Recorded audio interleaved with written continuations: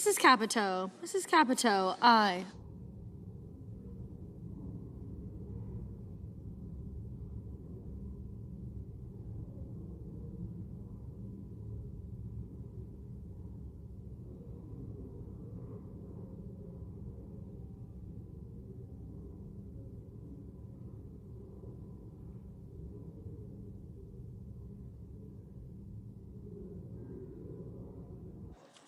Mr.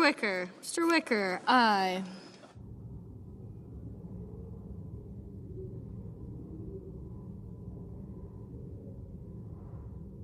Mr. Van Hollen, no.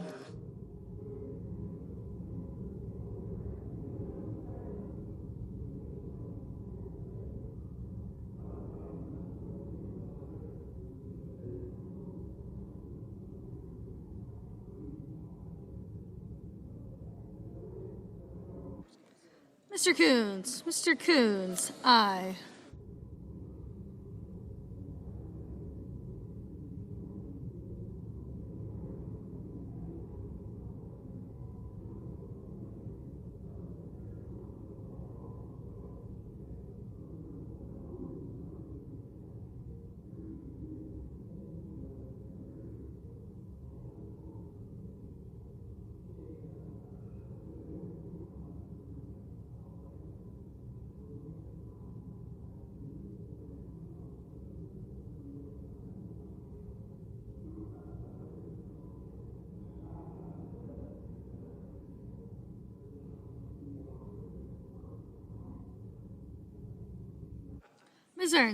Ms. Ernst, aye.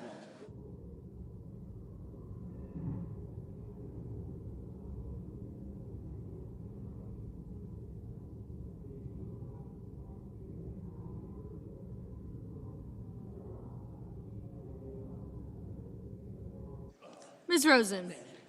Rosen, aye. Mr. Budd, aye.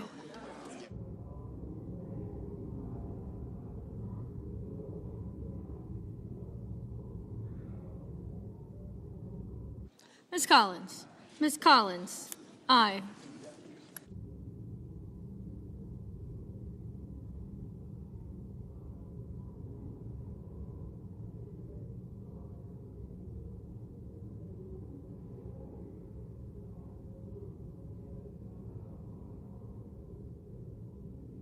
Mr. Cotton, aye. Mr. Husted, aye.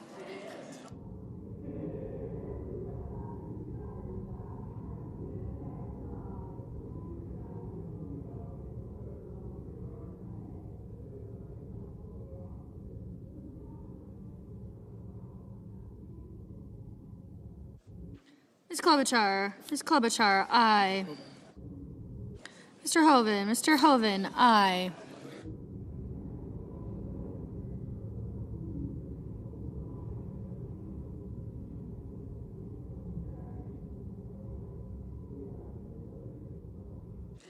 Mr. Haggerty, aye.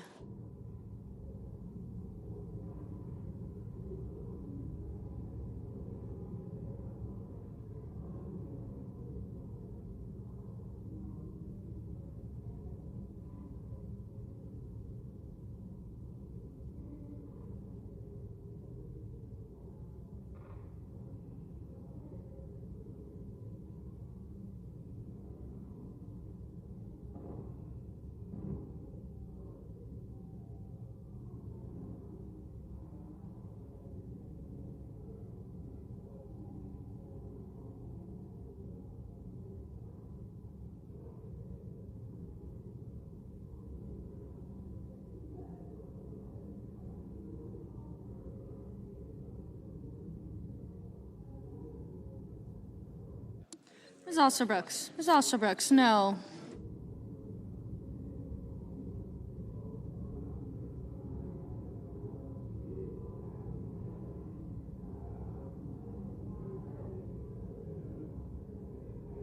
Ms. Cortez Masto, aye. Ms.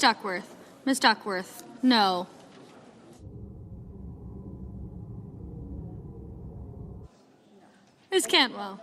Ms. Cantwell, aye. Ms. Cantwell. Ms. Cantwell, no.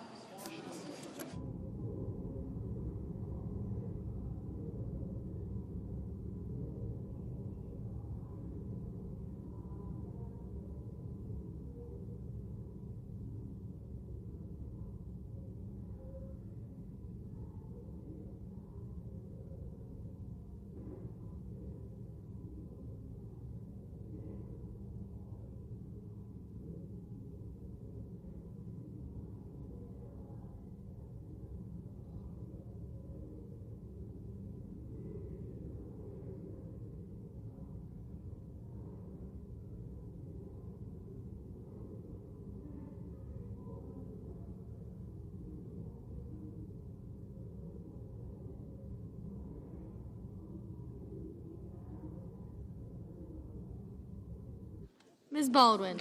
Ms. Baldwin, aye. Mrs. Gillibrand. Mrs. Gillibrand, aye.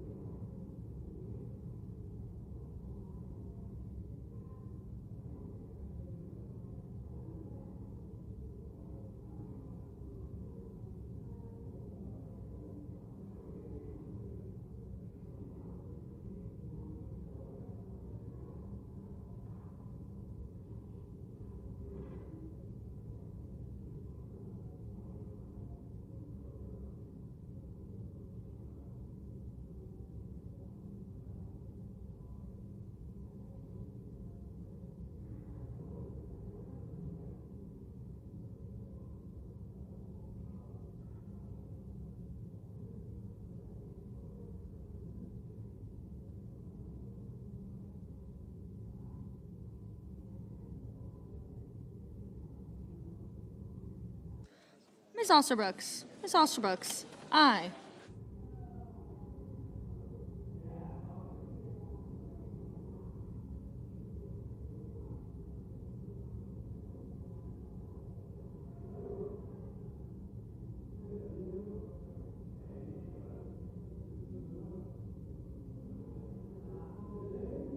Mr. Ono. Mr. Ono, aye. Mr. Cassidy. Mr. Cassidy, aye. Mrs. Britt. Mrs. Britt, aye. Mr. Moran. Mr. Moran, no. Ms. Smith. Ms. Smith, no. Ms. Blunt Rochester. Ms. Blunt Rochester, aye.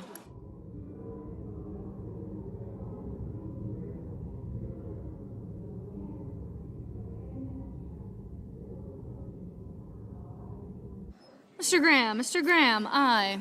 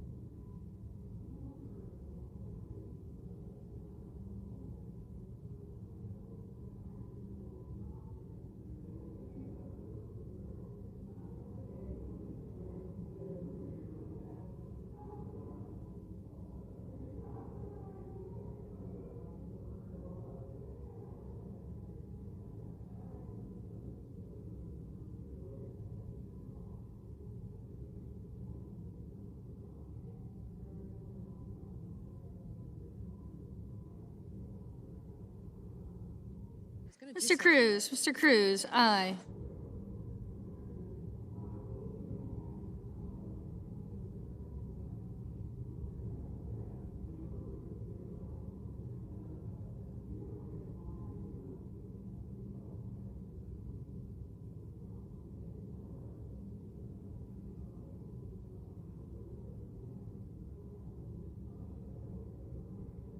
Mr. Markey. Mr. Markey, no. Mr. Welch. Mr. Welch, no. Thank you.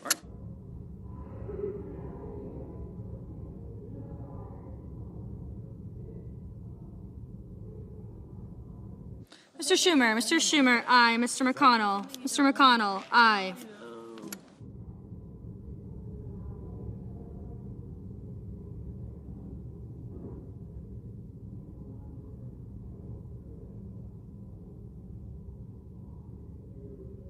Mr. Cruz, no.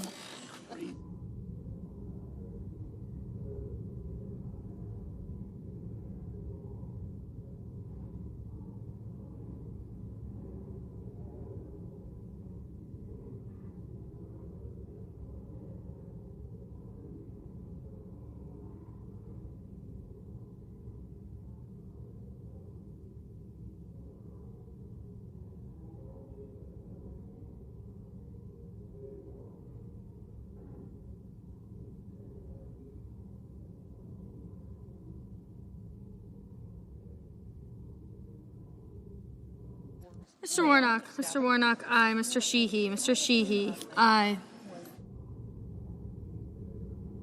Mr. Merkley, no.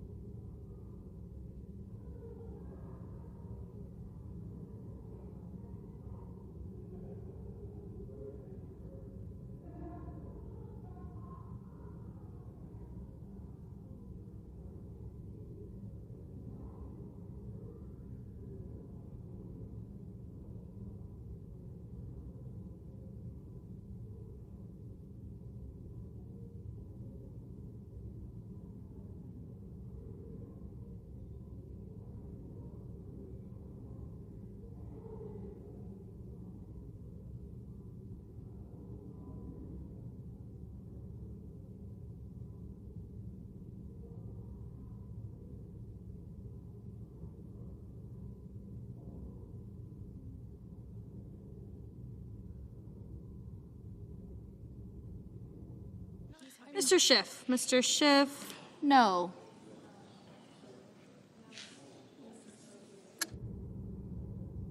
Ms. Warren, no.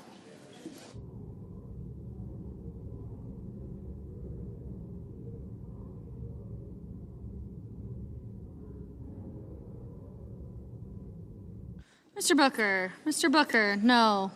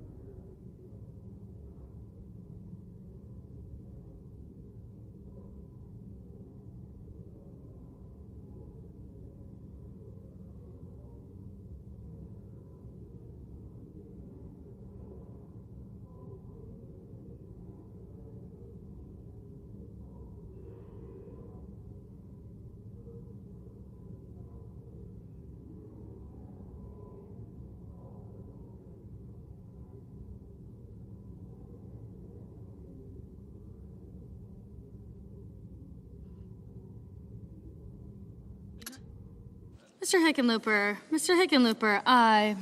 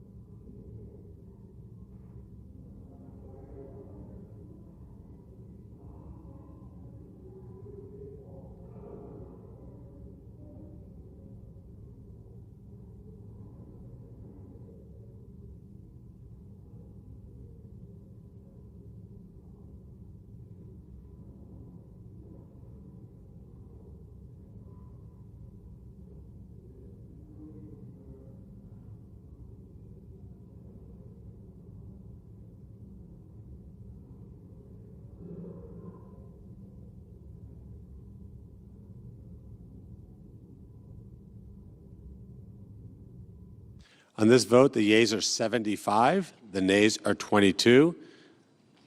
The motion is agreed to. The chair lays before the Senate the following message from the House. Resolved that the bill from the Senate S. 1071, entitled An Act to Require the Secretary of Veterans Affairs to disinter the remains of Fernando V. Cota from Fort Sam Houston National Cemetery, Texas, and for other purposes, do pass with an amendment. I recognize the Majority Leader. Thank you, Mr. President. Mr. President, I move to concur in the House amendment to S. 1071. The clerk will report. Senator from South Dakota, Mr. Thune, moves to concur in the House amendment to S. 1071. Mr. President, I send a cloture motion to the desk for the motion to concur. The clerk will report. Cloture motion, we, the undersigned senators, in accordance with the provisions of Rule 22 of the Standing Rules of the Senate, do hereby move to bring to a close debate on the motion to concur in the House amendment to S. 1071, a bill to require the Secretary of Veterans Affairs to disinter the remains of Fernando V. Cota from Fort Sam Houston National Cemetery, Texas, and for other purposes, signed by 17 senators as follows. Mr. President, I ask that the reading be dispensed with. Without objection. And I move to concur in the House amendment with an amendment. The clerk will report. Senator from South Dakota, Mr. Thune, moves to concur in the House amendment to S. 1071 with an amendment numbered 3961. Mr. President, I ask that the reading be dispensed with. Without objection. And I ask for the yeas and nays on the motion. Is there a sufficient second? Yes. It appears to be. The yeas and nays are ordered. Mr. President, I have an amendment at the desk to the motion to concur with amendment. The clerk will report. The Senator from South Dakota, Mr. Thune, proposes an amendment numbered 3962 to amendment numbered 3961. Mr. President, I ask that the reading be dispensed with, and I move to refer the House message on S. 1071 to the Committee on Armed Services with instructions to report back forthwith with amendment number 3963. Without objection. The clerk will report. The Senator from South Dakota, Mr. Thune, moves to refer the House message to accompany S. 1071 to the Committee on Armed Services with instructions, amendment numbered 3963. Mr. President, I ask for the yeas and nays on my motion. Is there a sufficient second? There appears to be. The yeas and nays are ordered. Mr. President, I have an amendment to the instructions. The clerk will report. The Senator from South Dakota, Mr. Thune, proposes an amendment number 3964 to the instructions of the motion to refer the House message to accompany S. 1071. Mr. President, I ask the reading be dispensed with. Without objection. And I ask for the yeas and nays on my amendment. Is there a sufficient second? This appears to be. The yeas and nays are ordered. Mr. President, I have a second-degree amendment at the desk. The clerk will report.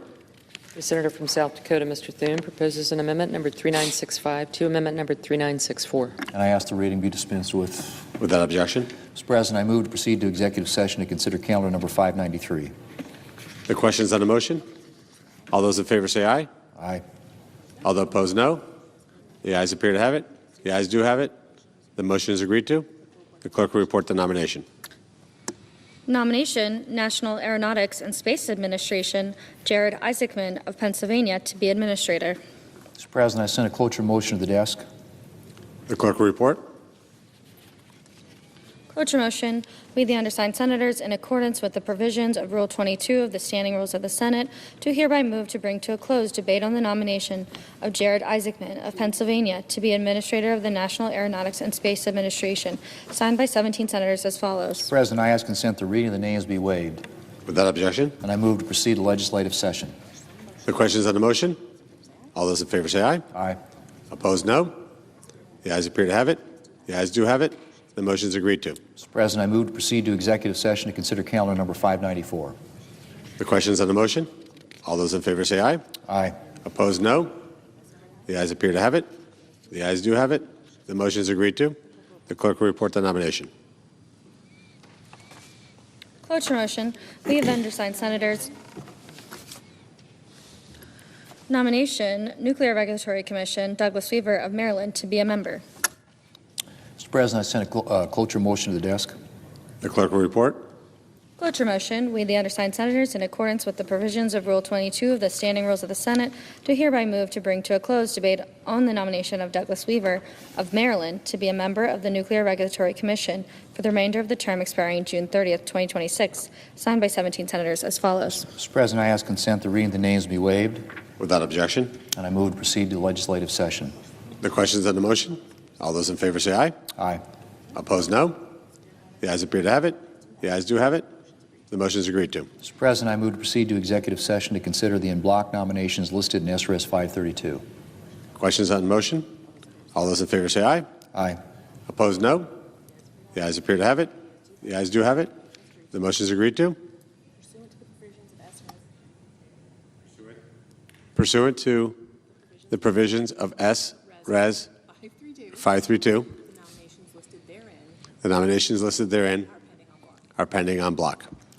Mr. President, I send a cloture motion to the desk. The clerk will report.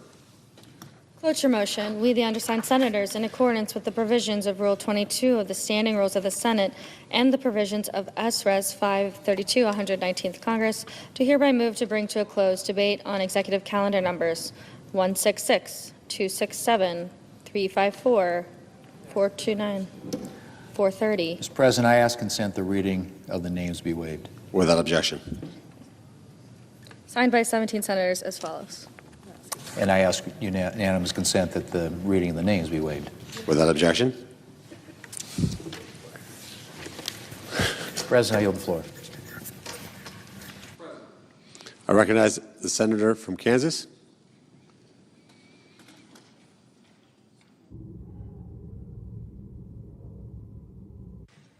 Mr. President, the deadly collision that occurred here in our nation's capital between American Airlines Flight 5342 from Wichita, Kansas, and a U.S. Army Black Hawk helicopter on January 29, 2025, forever changed how we look and think about air travel. There were numerous circumstances that led to this horrific incident, and the NTSB, the National Transportation Safety Board's critical investigation into this collision is continuing even today. While the NTSB's final recommendations have not yet been released, the chair of the NTSB, Jennifer Hamady, took an unusual step in publicly stating that the current version of NDAA, the National Defense Authorization Act, does not adequately address the safety concerns surrounding the mixed airspace around DCA. She even went on to say that the legislation NDAA, she says, quote, reverses safety changes made after the mid-air collision, after the NTSB issued urgent safety recommendations, and after Secretary of Transportation Sean Duffy rightfully implemented NTSB's urgent safety recommendations. Based on the data and recommendations so far we received from NTSB, we know that, 1, there should have been limitations to rotary travel in high-traffic areas of commercial air travel. 2, all aircraft in this space should be using position broadcast technology, nearly with no exceptions.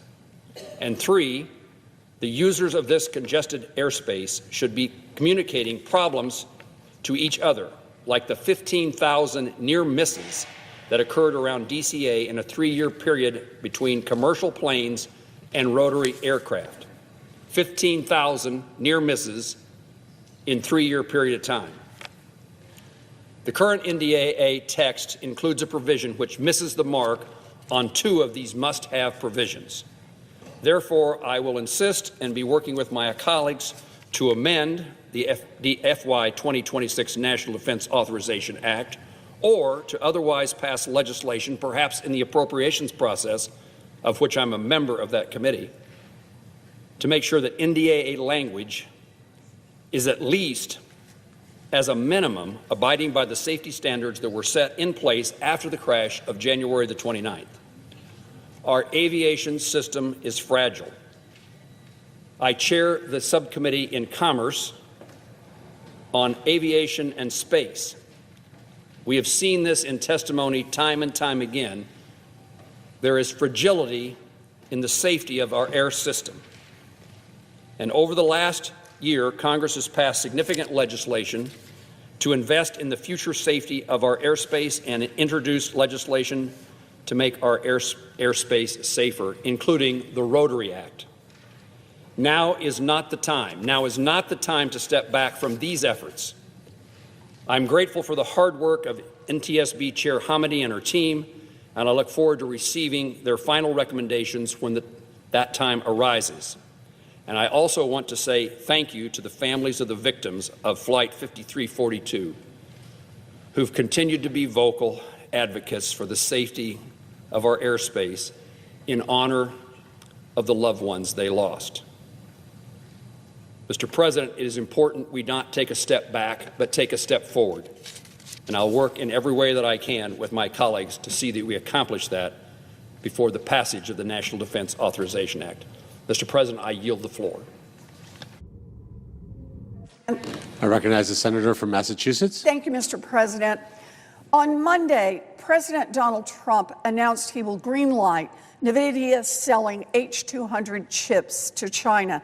Now, these are advanced chips that the Chinese military has been after for years. Trump's own Department of Justice has called them, quote, the building blocks of AI superiority. And just hours before Trump's announcement, the Department of Justice announced a crackdown on a sophisticated trafficking network that allegedly smuggled $50 million worth of these chips to China. Why?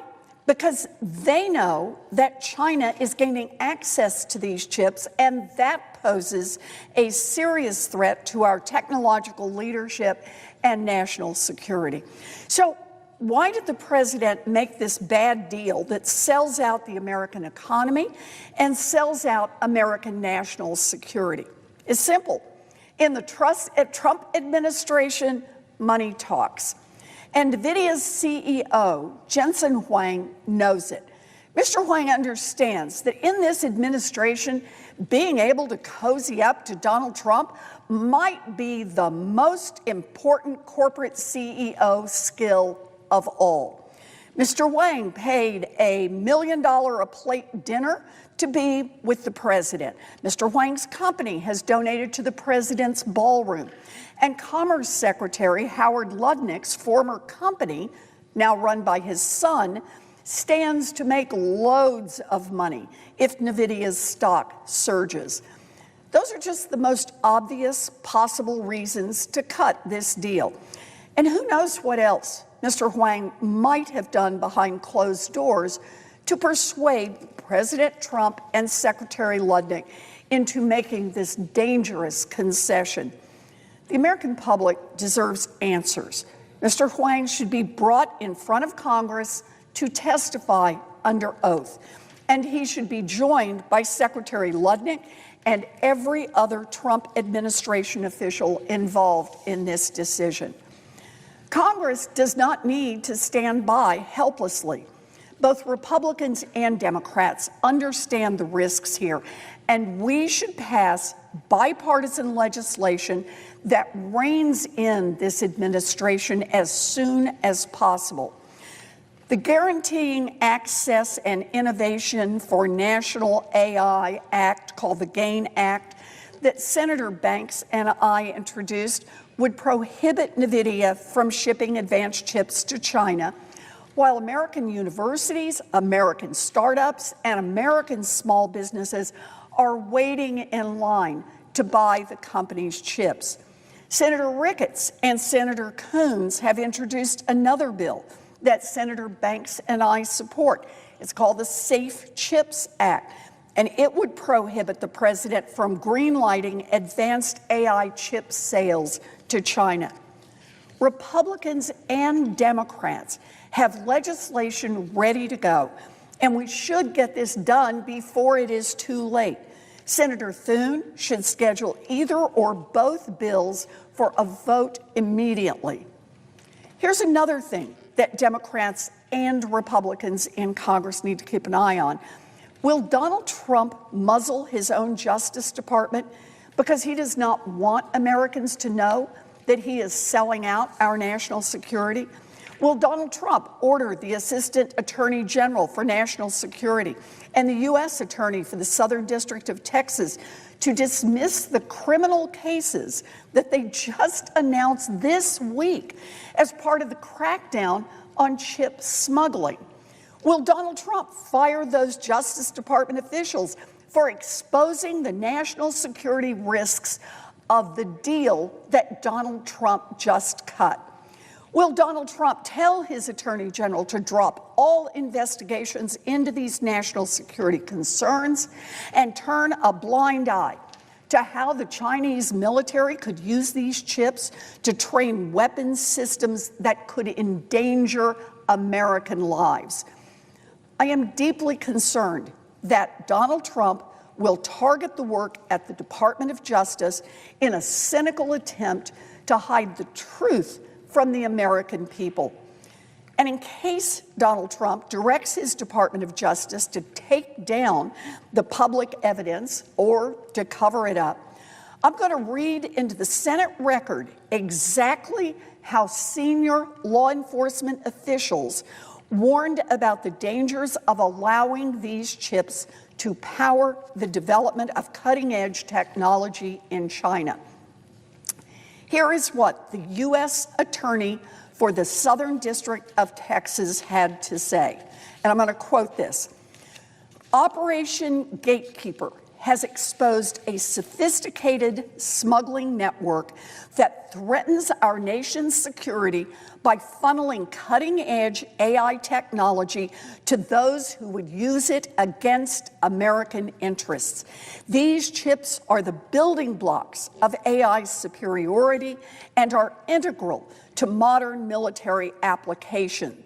The country that controls these chips will control AI technology.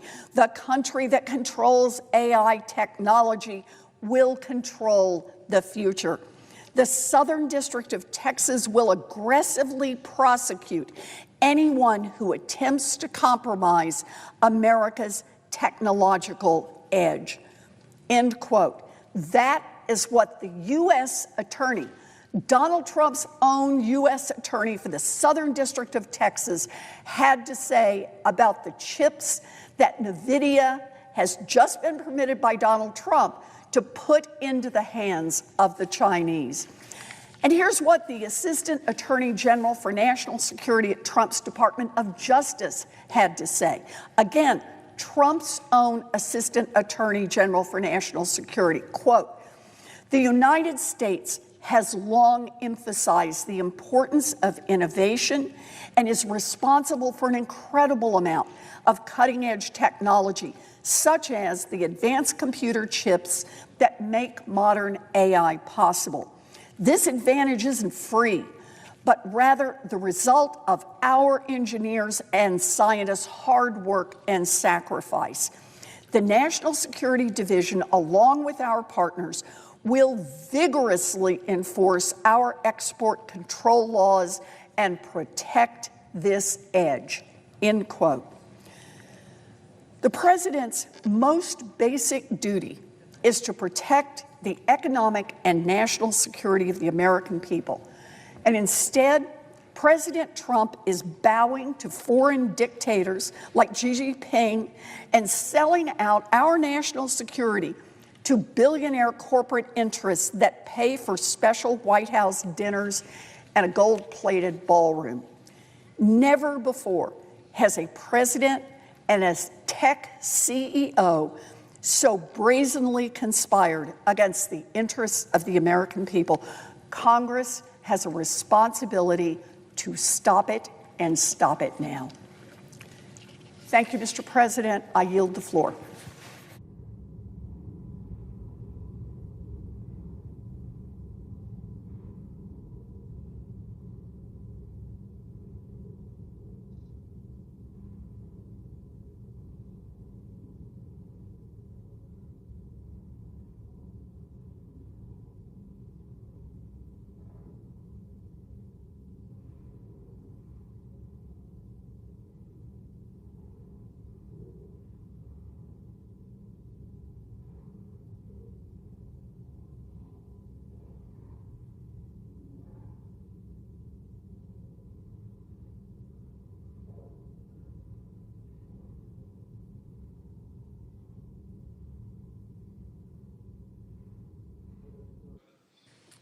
I recognize the senator from Alabama.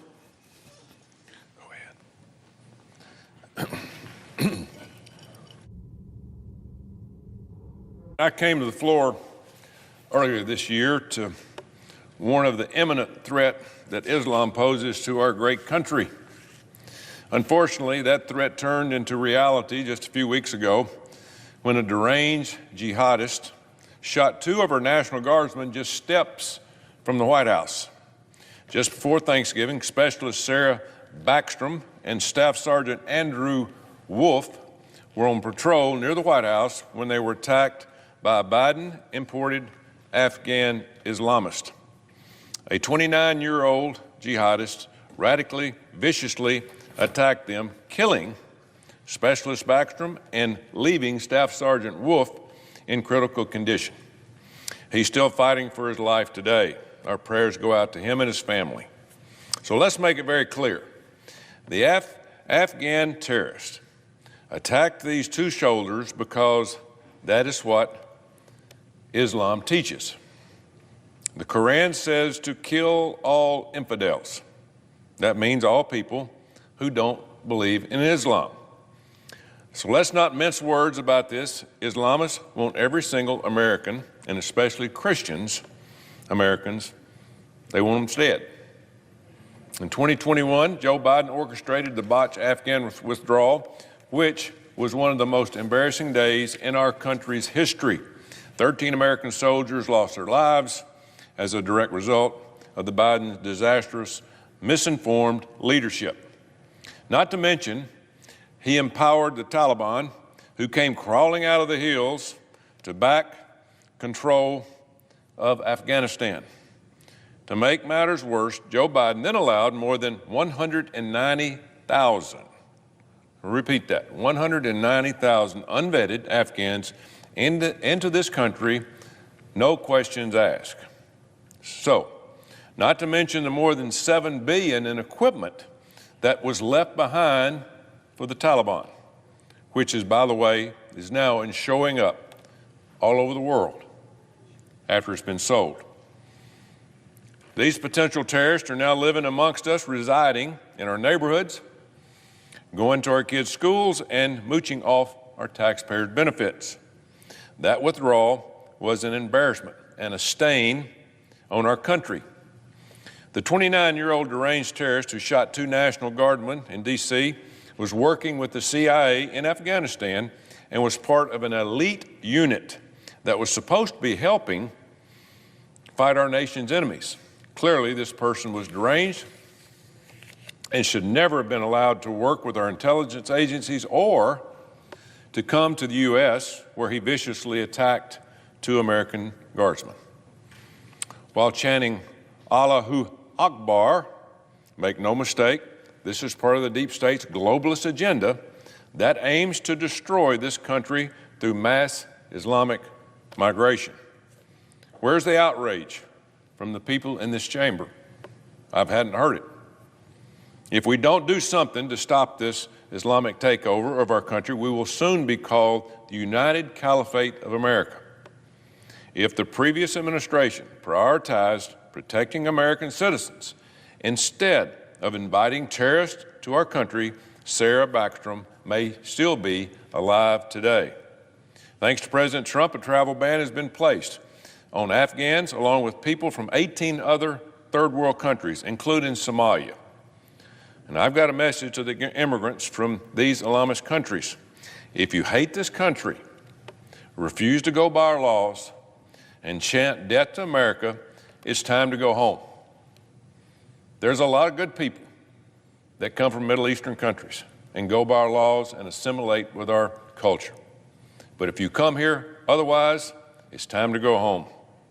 The Trump administration is also prioritizing the deportation of Afghans who are already here illegally. You know, I'm 100% behind President Trump's effort to rid of all the Islamists who hate our country, as I just previously said. Take advantage of the system when you come here. Don't defraud our government. Don't come here to try to destroy us. Assimilate with the Americans in this country to make our country better. We should be welcoming immigrants who are willing to assimilate with our culture and to contribute to our society. That's what we want. Being in this country is a privilege, not a right. If you're an immigrant coming to this country, you need to leave your old way of life and the traditions behind and come here and work with us. Unfortunately, many of the Islamists who are here are not doing that. They're doing whatever they can to turn our country into the third world hellhole that they came from. We are different. We want a great country, not a third world country. These foreigners don't understand what this country stands for. This country owes you nothing but an opportunity to succeed. It doesn't owe you a handout. Islamist immigrants come to this country with a sense of entitlement. And that's what this country is not about. We'll give you a hand, but not everything. They believe the American people owe them something, and we don't owe anybody anything. They take advantage of our system. If this is your attitude, we don't want you here. We want you to help this country become better. The Somali population in Minnesota, as we've been watching on the news for the last few days, is an example of a group that thinks they're entitled to take anything they want from the American people and force Americans to bow to their will. Somali immigrants in Minnesota were recently caught stealing more than $1 billion and counting from American taxpayers. Stealing. They pretended to be using the money to feed children or help people with autism, but really they were stealing. They were stealing the money and sending it to terrorists in Somalia, all proven. This is pure evil, and it's straight from the pit of hell. Terrorists are driving around in Toyota Land Cruisers in Somalia, bought and paid for by the American taxpayers. Fox News recently reported that members of Minnesota's Democratic Representative Ilhan Omar's inner circle, people working for her, were personally profiting from this fraud. Omar held at least one event at one of the restaurants named in the massive fraud scheme. And by the way, one Congresswoman, Omar staffers, has already been convicted for his role in the fraud. It runs very deep. All of this is taking place inside of Omar's congressional district, and she's doing everything she can to defend these Somalia criminals. These people were empowered by woke and clueless so-called Governor Tim Walz, whose government handed the funds to these Somalia criminals, turned a blind eye. For example, one of the scams run by the Somalia nonprofit disguised itself as a housing assistance program. Sounds great. The initial budget for this program was $2.6 million. However, the annual budget quickly increased to over $100 million due to fake billing and fraud. And whose money is that? The American taxpayers. There were red flags all over the place. Tim Walz had every opportunity to see this, investigate, and stop this fraud and corruption. Instead, he looked the other way. That makes him complicit. He should go to jail for this. Anybody else would. And now he's trying to deflect by calling those who are angry about the Somalian fraud racist. Sure they do. That's the word they always use. This has nothing to do with racism. Somali immigrants stole more than $1 billion and counting from the American taxpayers. Again, proven. That should make every single American's blood boil. Democrats invite terrorists from all over the world into this country. They let them steal our benefits, enjoy our schools, overrun our hospitals, vote in our elections, and then steal our tax dollars to send back to their home countries to fund terrorism. By the way, I've seen all of these woke Democrats like Omar calling Somalia a wonderful place. If it's such a wonderful place, why doesn't she move back? If Somalia is all that, why is the terrorist group Al-Shabaab murdering Somalian civilians by the masses? And why is the capital of Somalia considered to be one of the most dangerous capitals in the world due to frequent terrorist bombings, targeting killings, and ambushes? That sounds like a place no one would ever want to visit or live. Predictably, Somalians often flee their country, and woke Democrats welcome these often unvetted individuals with open arms to the United States through illegal programs. But they make no attempt to adapt to the way in our American lives. Instead, they try to turn whatever American city they are hiding out in into Somalia 2.0. Thankfully, the Trump administration is working around the clock to reverse the evil open borders agenda that was allowed to thrive under Joe Biden's administration. Look, despite what the woke media will tell you, President Trump is not anti-immigration. President Trump is incentivizing and welcoming immigrants into the country who are going to come here to contribute and assimilate and love our country like we do. That's what we're all about. And if that is not you, if they don't want to do that, again, we don't want you here. The Trump administration has worked tirelessly this year to arrest and deport millions of illegals brought into the country by the Biden administration. Patriotic Americans are thankful for the work with DHS and ICE of what they're doing to clean up our streets. If we don't take this threat seriously, more terrorist attacks will take place, more stories of third world Islamists defrauding our country and using tax dollars to fund terrorism against the United States will become commonplace. DNI, Tulsi Gabbard, released a report not long ago about the imminent threat of terrorism that is facing our country. It's here. The recent terrorist attack in D.C. may just be the beginning of Islamic plans to destroy this country. The 29-year-old psychopath who did this should be hung in the streets. We need to send a message to every terrorist hiding out in this country just waiting to attack. We're not going to put up with this nonsense. You will be punished to the fullest extent of the law if you commit violence against American citizens. It's time to wake up, and it's time for all Americans to speak up. This is not a Democrat or Republican issue. This is an American issue. That's why I raised hell when I heard the Islam Academy of Alabama was looking to build a bigger campus in Hoover, Alabama just last week. You know, I looked at their website. They openly admit that they teach the Quran. The Quran teaches that it is righteous to kill anyone who is not a Muslim. Think about that. The media is calling me a racist for calling this out. Radical Islam isn't a race. It is a political ideology, and it is a cult. So no, I'm not a racist, and people back in Alabama agree with me. I was proud to see hundreds of Alabamians show up to protest at the zoning meeting where the building proposal was being considered.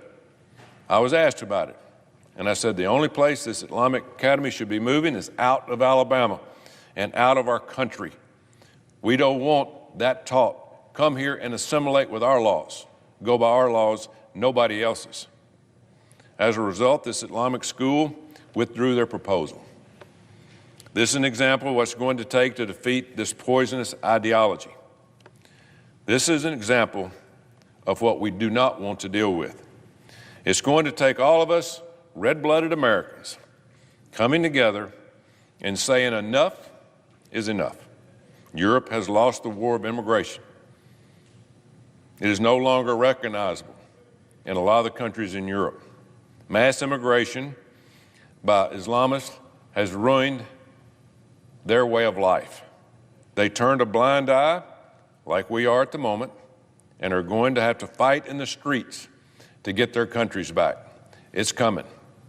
And that is exactly what's going to happen in this country in a few short years if we don't act now to save our country and our way of life.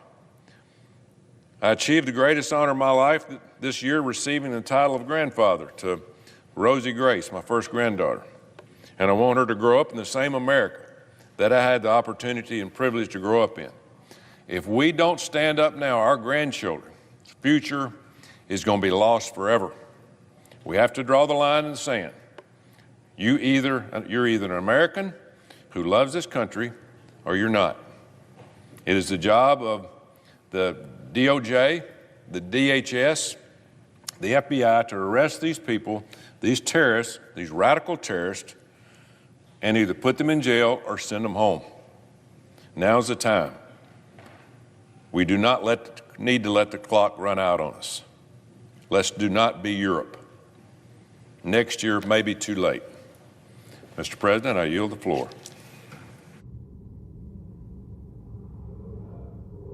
The clerk will call the roll. Ms. Alsterbrooks.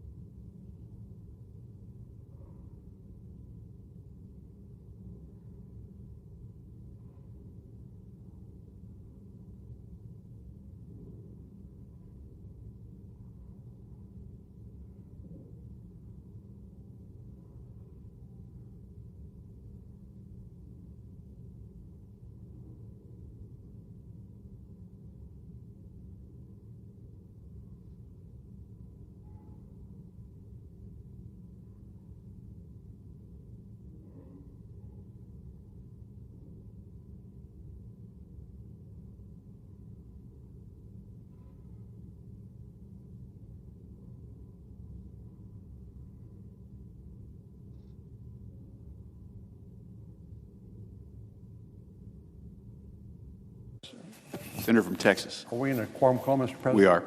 I'd ask consent that the quorum call be dispensed with. Without objection. Mr. President, in Texas, my constituents who are on the Affordable Care Act exchanges, otherwise known as Obamacare, are experiencing an 18% increase in their insurance premiums. Now, if you look at employer-provided coverage, which covers many, many more Americans, those increases in costs are going up roughly in the 5 to 6% range.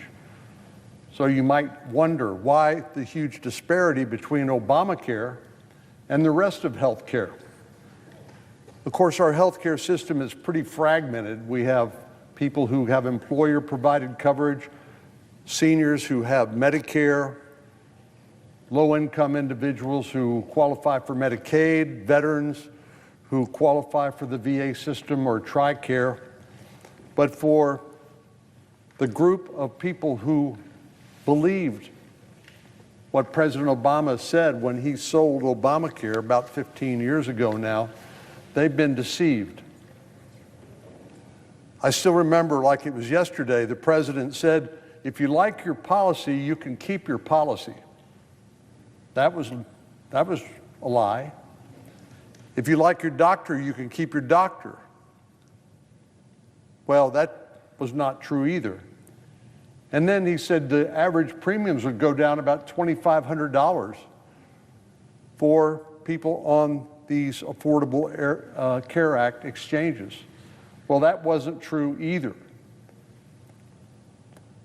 Years ago, I was Attorney General of the state of Texas.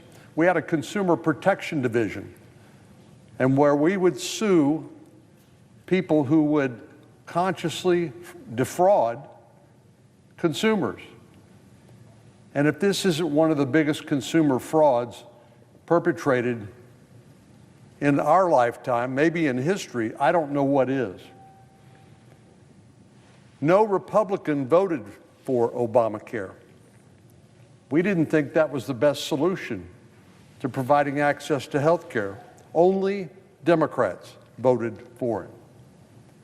And now they've created this incredible mess, this unworkable, unsustainable, unaffordable health care system within the rest of our health care system. And they look to us, Republicans, the people who did not create this problem, as, okay, now how are you going to fix it? They don't have any better ideas. As a matter of fact, what they want is more of the same. They want zero reforms. They want more waste, fraud, and abuse. They want more money to go to insurance companies. They want 100% of the tax dollars that pay for the Affordable Care Act or Obamacare exchanges. They want it to continue going to insurance companies. President Trump has said, let's get the money to the consumer so they can choose what they want. I think that's a better idea. Plus, insurance companies skim about 20% off of those taxpayer-provided subsidies for their administrative costs and profit. And you know what? Insurance companies are among the most profitable companies in America, certainly since Obamacare started. And then finally, they want to break what has been roughly a, 50-year consensus on whether tax dollars should be used to pay for abortions. We know abortions and that issue divides much of America. But one area that we have agreed on, this consensus back named after Henry Hyde, a famous legislator, House member from Illinois, is something called the Hyde Amendment that says no tax dollars can go for abortions. And Democrats want to throw that out the window. Well, rather than just point the finger at our Democratic colleagues, we actually have come up with a better idea. And I'm grateful to our colleague, Senator Crapo, chairman of the Finance Committee, and Senator Cassidy, a medical doctor who's head of the Health, Education, Labor, and Pensions Committee, for coming up with an alternative proposal, which is predicted to bring premium prices down about 11%. Now, that's real money that people can use to spend on other things. Again, 18% increase each year after year after year. This is a train wreck for people on these affordable care policies. And as I said, the proposal by Senator Crapo and Senator Cassidy aligns with what President Trump has said, is let's get the money to the people. Wouldn't you rather have the money to buy the kind of coverage that you want and need? We are not all the same. We have people of different ages, different health care needs. Some young and healthy people may figure they don't need as comprehensive a coverage as older folks do. But our Democratic colleagues believe that we're all cut out of the same cloth and we are all the same when it comes to access need for health care, and that's just not true. This legislation that's been proposed, not by the Democrats who want more of the same broken system, the alternative that Senator Crapo and Senator Cassidy have proposed, we voted on it, and our Democratic colleagues did not support it at all. We sure didn't vote for this mess, what we call Dems' dirty Obamacare bill. This is a disaster, and it was sold under false pretenses, and we need to do better for our constituents who need access to affordable health care.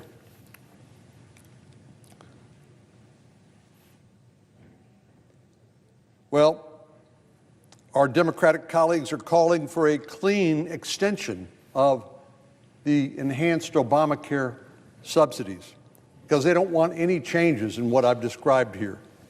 And that's the heart of the problem. We know there's a whole host of problems with this Obamacare subsidies, and any extension that fails to address them is more apt to be described as what I'd call a dirty bill. It doesn't solve the problem. So what are the issues? Well, first of all, we know that these subsidies are rife with fraud. In other words, your tax dollar is being misappropriated to fraudsters. We've been saying that all along, and now we have a new report from the Government Accountability Office which demonstrates beyond a shadow of a doubt what we've always suspected to be true. They documented it. The report paints a picture that makes the notion of a so-called clean extension with no changes outright laughable. That's not a clean extension. The investigators at GAO created fake identities and Social Security numbers for 24 individuals who did not exist. And they did this in order to find out what would happen when they took advantage of these Obamacare subsidies. They took these imaginary 24 and tried to enroll them in Affordable Care Act plans through Obamacare exchanges in 2024 and 2025. Shockingly, they were able to successfully enroll almost all of these imaginary individuals in subsidized coverage because the insurance companies were more than happy to take those tax dollars and in exchange for providing this phantom coverage.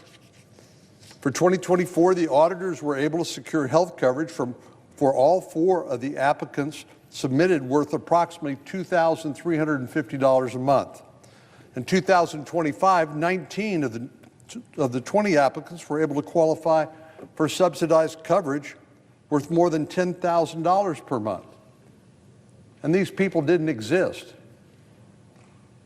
Of the 24 fake identities, only one of them was not allowed to be enrolled. All the incentives for the insurance companies are, let's issue the policy. We don't care if this is a real person or not. What we want is the premium dollar, and we want the taxpayer to pay for it. The notion that someone can enroll in a taxpayer-subsidized health insurance policy with a non-existent identity should be enough to stop us dead in our tracks and say, we need to change it. We need to fix this. But the fraud does not stop there. GAO also found more than 29,000 instances in 2023 and nearly 68,000 instances in 2024 of a single Social Security number being used to enroll in more than one plan in a given year.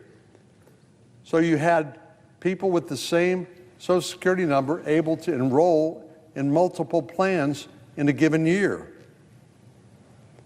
meaning these Social Security numbers were being traded and assigned to more than one person. Again, all the incentives are for the insurance companies to issue as many policies as they can because that's how they make more money.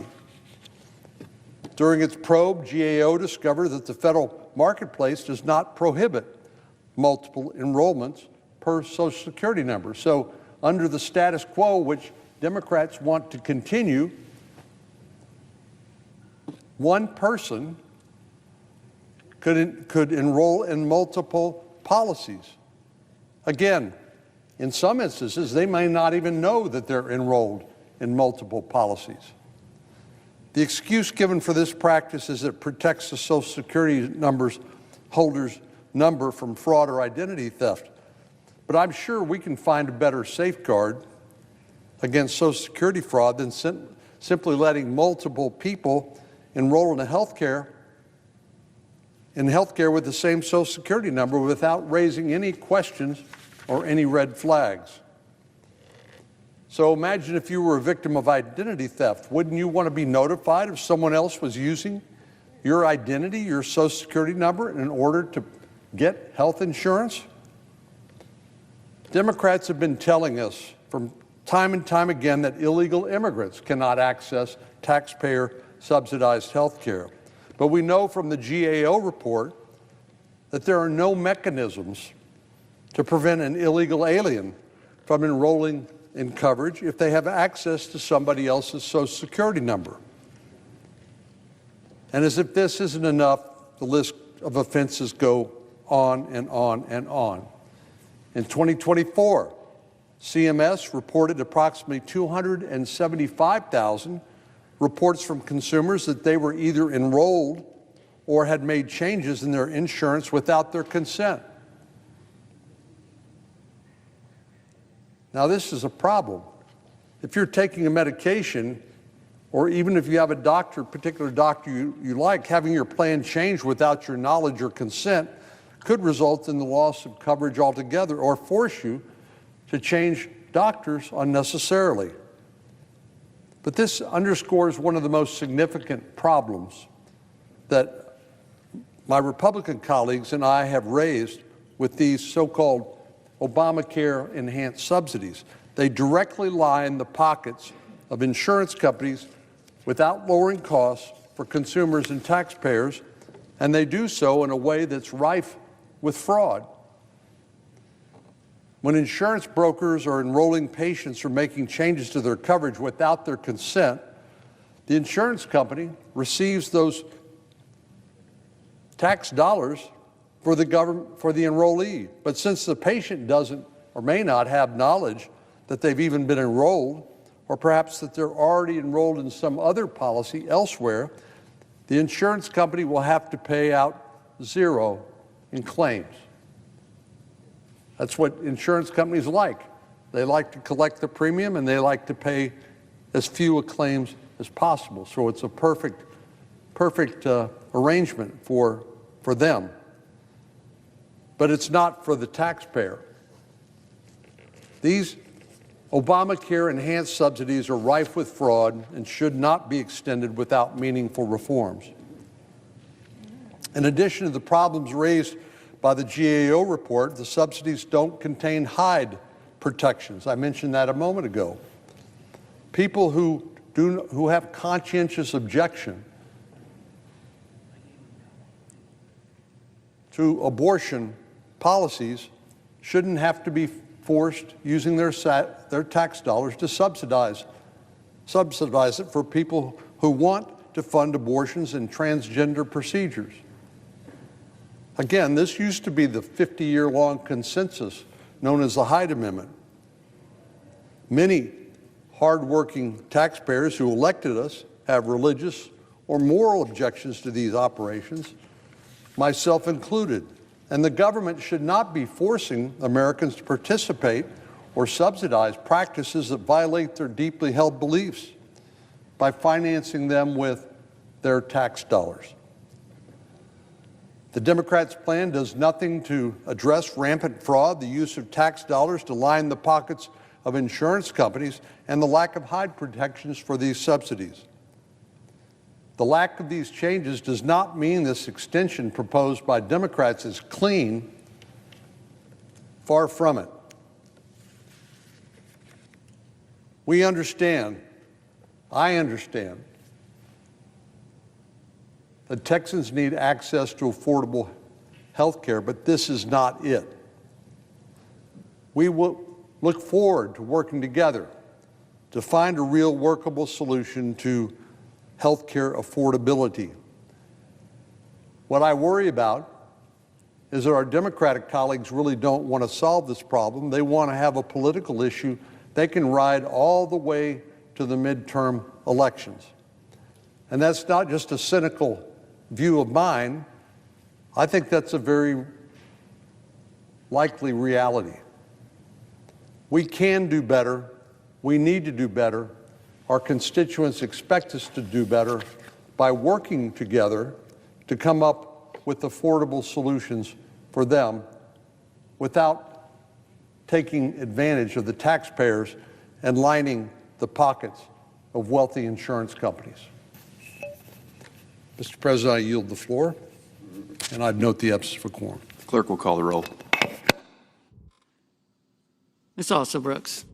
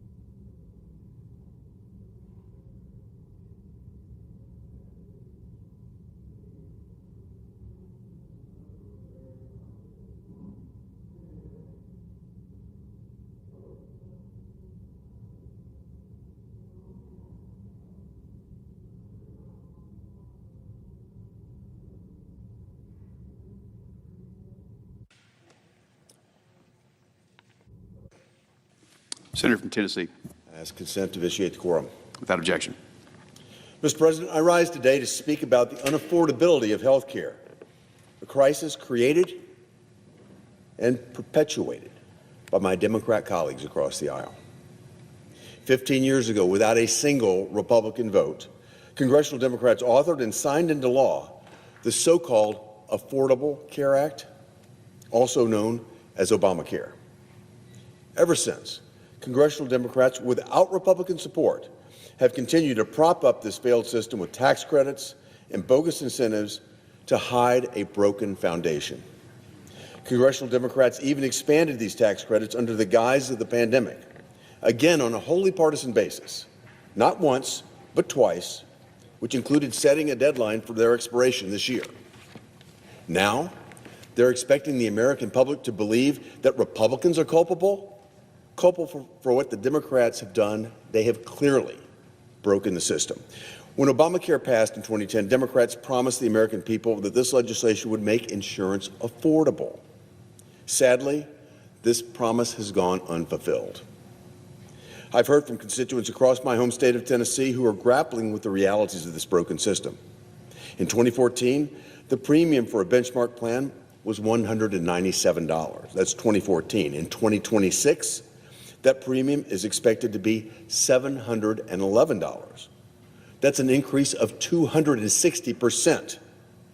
As if this wasn't enough evidence, take the story from a constituent in East Tennessee who's self-employed. He and his wife own and operate a consulting firm. For his family of three, their insurance premium for the exact same plan they had this year will increase from $1,400 a month to $2,200 a month. No new coverage, no additional family members, just higher cost from an inefficient and fraud-ridden system that's collapsing under its own weight. This is not affordable health insurance. If health insurance were truly affordable, then Tennesseans like the one I just mentioned would not be forced to rely on taxpayer subsidies just to afford their monthly premium, not to mention out-of-pocket costs like deductibles, co-pays, and co-insurance. Beyond affordability, the Democrats promised to, quote, fix the health care system without adding to the national deficit.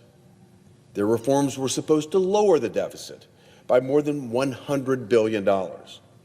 Instead, according to the Committee for a Responsible Federal Budget, Obamacare has cost taxpayers an additional $1.3 trillion. The deficit has continued to grow, with health care spending being a major driver of that deficit.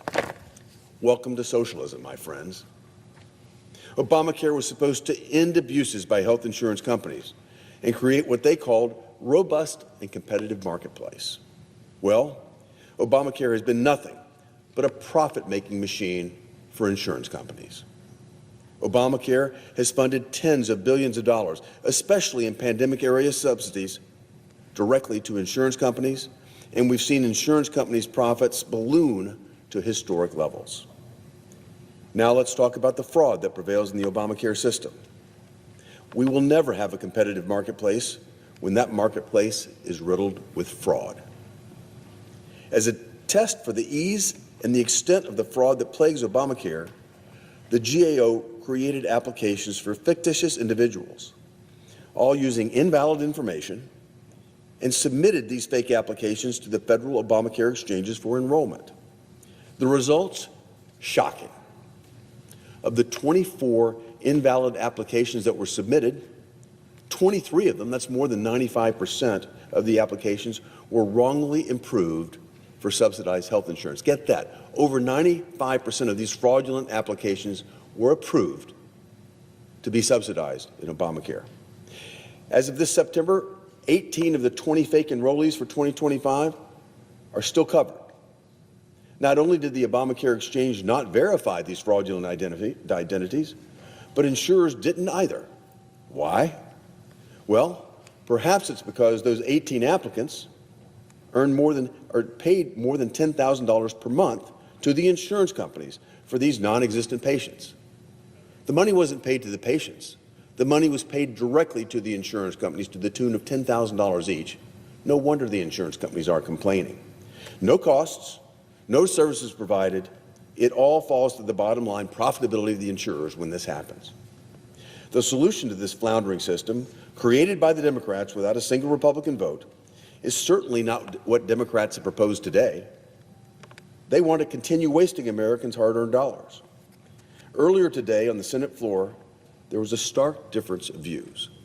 On one side, Senate Democrats proposed a 3-year extension along with the repeal of anti-fraud provisions that we passed during the Working Families Tax Cut. More fraud, more waste, more ill-obtained profits for insurers. This unserious partisan proposal would cost a whopping $83 billion and would not lower premiums for 93% of Americans by a single cent. I oppose that effort. Instead, Republicans are offering real solutions that will lower benchmark premiums by 11%, save $30 billion by appropriating cost-sharing reductions, and empower patients to make their own health care decisions. There are further Republican solutions being debated right now, solutions that add serious fraud protections and ensure that wealthy Americans are not receiving taxpayer subsidies. Solutions that ensure no federal funds are used for abortions, that ensure illegal immigrants aren't accessing these credits to free ride and overwhelm the American healthcare system. I hope my Democrat colleagues will stop playing their political games and begin to work with Republicans to actually lower the cost of health care for the American people. Thank you, Mr. President. I yield the floor and note the absence of quorum. Ms. Also Brooks.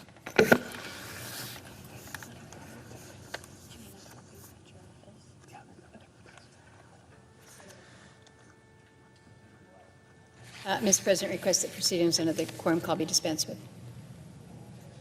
Without objection. Mr. President, I ask unanimous consent that the privileges of the floor be granted to my intern, Rachel Shaw, for the month of December 2025 in the 119th Congress. Without objection. Thank you, Mr. President. There's been a lot of discussion today following the votes on the floor this morning about health care and health care costs.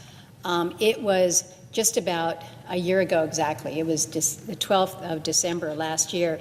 I spoke to a reporter from Alaska, and we were talking about the just staggering costs of health care costs and what we were seeing with the rise. And at that time, I pointed out to this reporter that Alaska had already seen 3 years of premium increases that exceeded 50% in total. This was putting a pressure on individual and household budgets in a way that people were telling me this is an unsustainable trend. And I said then that we're going to have to address the issue of the enhanced premium tax credits at the federal level. We're going to need to address the fact that these come to an end at the end of this calendar year. And I said then, we've got a year to kind of figure this out, to buy time to pursue what I feel are important, and that is the true reforms, some of the long-term reforms that will not just help us address the cost of health insurance, but more importantly, the overall cost of health care in this country. That's the driver there. That's the problem. So that was about a year ago, almost exactly a year ago. And yet, here we are. Little has changed. Key transparency legislation remains stalled. Too many Alaskans are facing premium increases that are now approaching 500%. Think about what that means. I've shared with some colleagues a text that I received from a friend of mine in Fairbanks, and she and her husband will be looking at the potential for premiums in the range of $36,000. Nobody that I know of that can afford premiums for $36,000. So we know we've got a job here in the Congress. We know that we have to address this issue of rising cost to health care. But what we're facing right now, literally on this 11th day of December, the immediate issue is this expiration of the enhanced premium tax credits and this cliff that is in front of thousands of Alaskans, about about 24,000 Alaskans. Millions of Americans are facing this. So this morning, we saw what we saw. The Senate voted on 2 dueling health care proposals to address this cliff. Both proposals were partisan in nature. Neither one was written in a committee setting or reported through what we refer to as the regular order process. And unfortunately, neither really included any attempt at compromise. Neither tried to gain the support from the other side or to address perhaps the very valid concerns that were raised by the other side. And so it's no surprise that we are where we are, which is 2 failed votes on the Senate floor. And those measures failed. But, Mr. President, I would just suggest that we have failed. We have failed, this institution here in the Senate. We failed to work together. We failed to reach consensus. We failed to help all those who are facing these shockingly, completely unaffordable increases in their health care premiums as they're looking at the new. We voted on a Democratic proposal as part of the agreement that allowed us to reopen the federal government after a record-setting but ultimately a pointless 43-day shutdown. And the headline of that measure was that it would extend the current subsidies for 3 years. Unfortunately, there is no recognition of the much-needed reforms. 2 speakers preceding me both pointed out there are flaws in the existing system. If we're going to be addressing a program and a continuation of it, I think it's our responsibility to make sure that we're making sure that these programs don't have waste, that they are not being abused.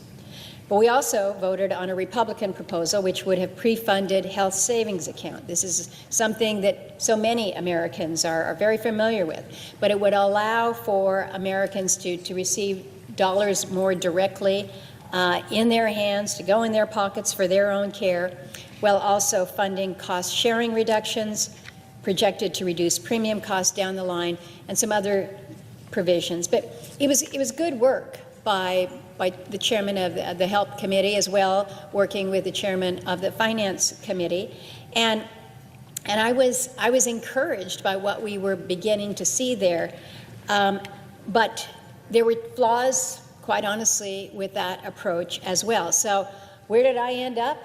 I ended up voting in favor of the motion to proceed to both of these proposals. But I want to be clear here. It's not because I fully endorse the Democratic proposal and I fully endorse the Republican proposal. Neither of the proposals, in fairness, met the challenge as far as I'm concerned.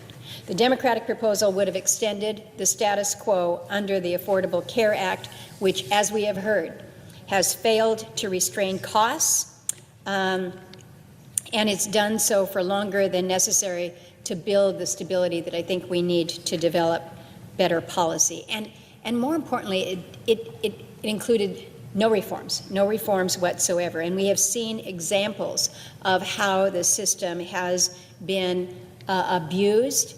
And as stewards of federal taxpayer dollars, it's incumbent on us to address matters like that. And so making sure that there were legitimate reforms, making sure that we don't set up another cliff just like we would have done under the Democratic proposal. You just set up another cliff in 2029. And that cliff would look even more staggering if we just continue to allow and subsidize unchecked premium growth. And then on the proposal, on the Republican proposal over here, again, I give credit to the authors of that measure because it did focus on some longer-term reforms that I do believe can help people over time. But what it didn't address was the immediate situation that folks are facing, this immediate cliff, the pain, the imminent pain that's going to come with this massive spike in premiums. In Alaska, again, maybe it's more extreme than in other states, but we are still one of the 50 states. And when you're talking about premium increases that are doubling or in many cases tripling, that is not